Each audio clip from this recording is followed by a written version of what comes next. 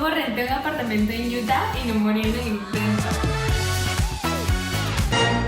Aprovechando que Marco Alonso se está asomando en la picture, vamos a hablar acerca de los pet fees, porque esto era algo de mi completo desconocimiento, empezando porque casi no dejan entrar a Marco Alonso al departamento porque tienen un límite de peso. No es ni siquiera por tamaño, sino por peso. Así que si tu perro está chubby, ponlo a dieta. No, mentira.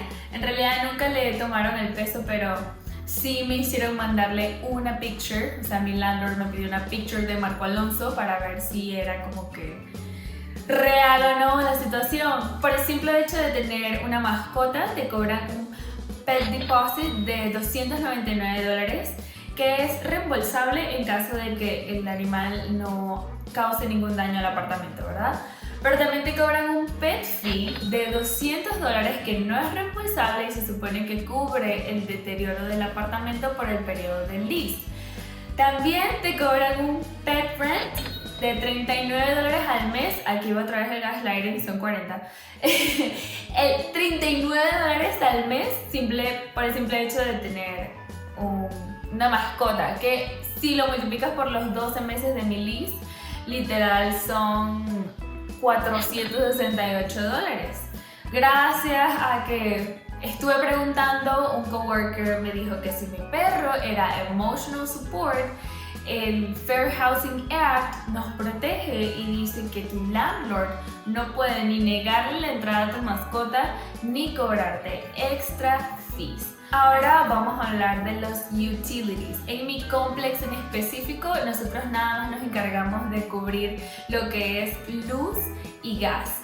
Y todo lo demás, que sí, common areas, todos los amenities, ese mantenimiento, que si la basura, que si el agua, ya viene incluido dentro de la renta, entonces no nos tenemos que preocupar por eso. Pero en cuanto a luz y gas, Rocky Mountain y Dominion Power son las dos compañías en las que nos tuvimos que crear un account literal para poder continuar con el lease y que nos dieran de alta en los servicios. A este punto y con todos estos fees que son completamente extra a lo que was advertised o a lo que vimos literal online, ustedes se están preguntando, pero Virginia, después de todo esto, ¿cómo haces para viajar tanto? Pues véanlo en mi siguiente video en 2 semanas porque voy a tardar en subirlo, pero para eso suscríbanse y para que les lleguen las notificaciones de mi siguiente video. En fin, ahora sí vamos a hablar de la diferencia entre un lease y una renta, porque aquí en Estados Unidos tienes esas dos modalidades. Honestamente, yo solamente encontré leases instead of rents. Apparently they're more popular because landlords feel more secure about it. Pero un lease es literal un contrato por un periodo de tiempo. A mí me dieron la opción de que fuera por 9, por 12 o por año y medio, y yo decidí tomar el contrato por 12 meses. Una renta ya es un poco más informal, tú puedes inclusive pagarla mes a mes y generalmente no se da en complexes tan grandes, sino más bien directamente con los owners de propiedades, que sea de casas, que sea de otros departamentos. Pero en general, lo que yo vi en el mercado era que la mayoría estaba ofreciendo leases. Ahora vamos a hablar de las cosas que tienes que saber antes de firmar o aplicar a un lease, que son cosas que por supuesto no sabía. Mi primera recomendación a buscar un departamento sería que definieras tu budget, porque luego te enamoras de estos departamentos que son luxury apartments y lo que tú quieras, super out of your budget, y luego vas a estar super tight. Entonces lo primero que tienes que definir es cuánto quieres tú pagar de alquiler. Vamos a decir que es un 30% de tu sueldo, que es algo razonablemente saludable. Y luego, aparte de eso, tú pones tu máximo. Porque lo que a mí me pasó muchas veces es que buscaba departamentos, se estaban ofreciendo como en 1.500, 1.400, y una vez que ya ibas con el agent y te explicaba, pues que no eran los montos más actuales, que estaban en listados, que si subieron de precio y aparte tienes que pagar todos estos fees. Total que la renta sí son 1.500, pero el HOA, mantenimiento y todo lo demás te termina quedando la renta como en, no sé, en 1.800. Entonces sí definir muy bien cuál va a ser tu máximo en overall. Máximo overall. Define tu budget, muy importante, antes de enamorarte de cualquier departamento. El número 2, no te vayas con la primera opción, primero evalúa bien el mercado. Yo, antes de escoger visité 7 diferentes departamentos. Es que yo soy bien picky, porque número 1, yo necesitaba que la zona fuera segura, que cumpliera con mis expectativas, que tuviera un hospital y un veterinario cerca, que tuviera un supermercado cerca. Yo quería todo a mi alcance para gastar lo menos gasolina posible, que también estuviera cerca de mi trabajo y que todo estuviera a walking distance, porque yo soy una persona demasiado activa, que les encanta salir a correr y caminar. Entonces yo necesitaba eso en mi vida y que obviamente tuviera gimnasio. Entonces definí cuáles eran mis no negotiables y los que sí eran mis negotiables. Empecé a visitar departamentos y no apliqué ninguno antes de sentarme, sacar cuentas por mi budget y mi situación y mis preferencias, y ahora sí escoger uno de entre todo ese montón. Eso también me permitió ver los price ranges, inclusive hice un Excel de el costo de cada uno y sacaba cuántas millas y cuántos galones iba a gastar a la semana para la commute a mi trabajo. Entonces sí, como que no es algo a la ligera, tómenselo con calma y analícenlo bien. Ok, mi consejo número 3, que una vez que selecciones tu apartamento favorito es que apliques, porque para tú aplicar a un lease necesitan correr tu crédito para saber si calificas.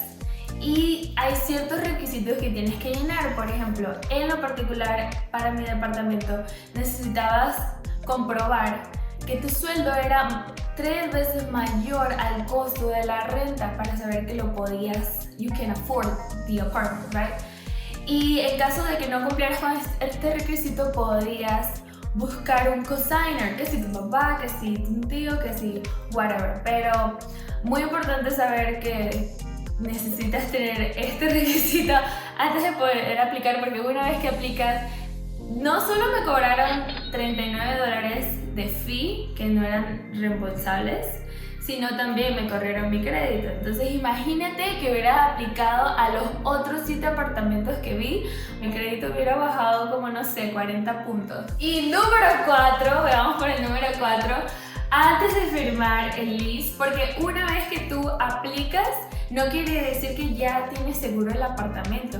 Tú aplicas, una vez que te lo aprueban, te notifican, pero nosotros para poder apartar el apartamento tuvimos que pagar un administration fee de $349. Solo cuando pagamos ese administration fee fue que realmente nos apartaron el apartamento. Esos sí eran reembolsables y a la final decidíamos no obtenerlo.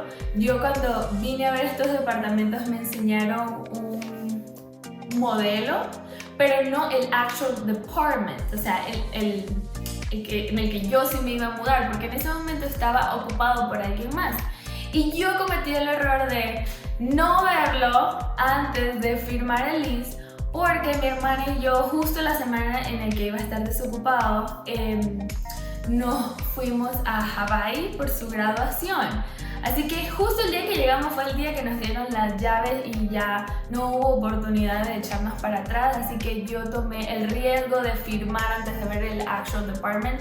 Y en realidad mi única decepción fue que las ventanas eran muchísimo más pequeñas que el que me enseñaron. Y, o sea, a mí me gustan las ventanas grandes. La verdad es algo muy tonto, pero para mí era importante. Ahora imagínense las historias de terror que he escuchado de gente que a ciegas hace el lease, firma y luego se encuentra que si tiene moho, termitas o que las cosas están dañadas o que... Así que siempre vean el apartamento antes de firmar, si se pueden echar para atrás. Para firmar el apartamento, oh Dios, fue una odisea en el sentido de papeleo. No, en realidad no fue complicado, todo fue por correo y por mensaje de texto.